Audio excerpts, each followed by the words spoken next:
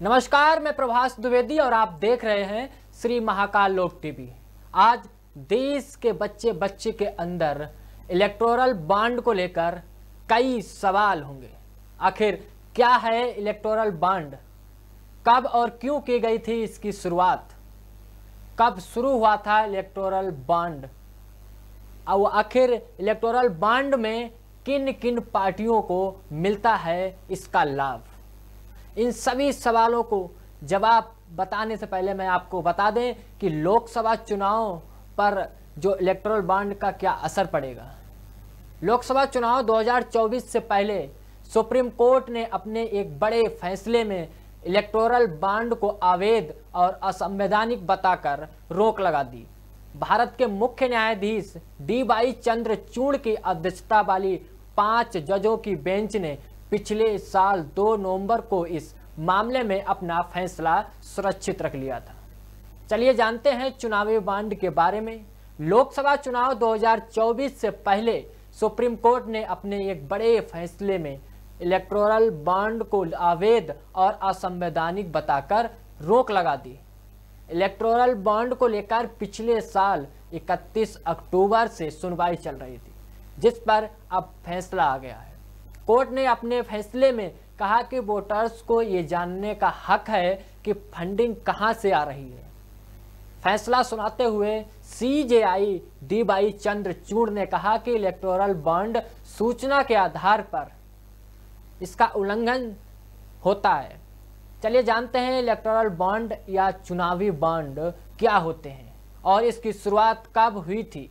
Court ने आगे कहा कि इलेक्टोरल बॉन्ड योजना अनुच्छेद 19(1)(a) का उल्लंघन करता है, जिस कारण कोर्ट ने इसे असंवैधानिक करार दे दिया। भारत के मुख्य न्यायाधीश डी.वाई. चंद्रचूड़ की अध्यक्षता वाली 5 जजों की बेंच ने पिछले साल 2 नवंबर को इस मामले में अपना फैसला सुरक्षित रख लिया था। अब बताते हैं आपको क्या होता है इलेक्टोरल बॉन्ड। चुनावी बॉन्ड एक प्रकार का मनी इंस्ट्रूमेंट होता है जो एक वाहक बॉन्ड के रूप में कार्य करता है, जिन्हें भारत में व्यक्तियों या कंपनियों द्वारा खरीदा जाता है। इसके नाम के अनुरूप ये बॉन्ड विशेष रूप से राजनीतिक दलों को धन के योगदान के लिए जारी किया जाता है। इलेक्टोरल बॉन्ड राजनीतिक दलों को चंदा देने का एक वित्तीय जरिया माना जाता है। इस बॉन्ड की सबसे बड़ी खासियत ये थी कि बैंक से इसे खरीदने वाले का नाम बॉन्ड पर नहीं होता है। इससे आप ये कह सकते हैं कि कोई भी व्यक्ति गुमनाम तरीके से अपनी पसंद की पार्टी को फंडिंग कर सकता है। इन बॉन्ड को कोई भी खरीद सकता है। अब हम आपको बताते हैं कि कब शुरू हुआ था इलेक्टोरल बॉन्ड। इलेक्टोरल बॉन्ड की शुरुआत भारत में साल 2017 में की गई थी, जिसे जनवरी 2018 में कानूनी रूप से लागू कर दिया गया था। इसके तहत भारतीय स्टेट बैंक राजनीतिक दलों को पैसा देने के लिए बॉन्ड जारी करने का अधिकार मिलता था। किन पार्टियों को मिलता है इसका लाभ, ये भी सवाल देश के हर नागरिक को जानना बेहद जरूरी है। इसके तहत भारतीय स्टेट बैंक से कोई भी 1,000 रुपये, 10,000 रुपये, 1 लाख रुपये, 10 लाख और 1 करोड़ रुपए में से किसी भी मूल्य के बॉन्ड खरीद सकता है। चुनावी बॉन्ड के माध्यम से केवल उन्हीं पार्टियों को फंडिंग की जा सकती है जिन्हें लोकसभा या विधानसभा चुनाव के लिए पिछले आम चुनाव में डाले गए वोटों का कम से कम 1% वोट होता हो या मिलता हो। लोकसभा चुनाव पर क्या होगा इसका असर, ये भी हम आपको बताते हैं।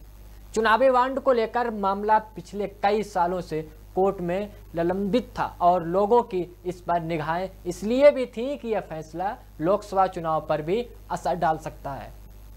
अक्टूबर में इस मामले को लेकर भारत के अटॉर्नी जनरल आर वेंकटरमणि ने कहा कि ये राजनीतिक दलों को दिए जाने वाले चंदों में साफ धन के उपयोग को बढ़ावा देती है।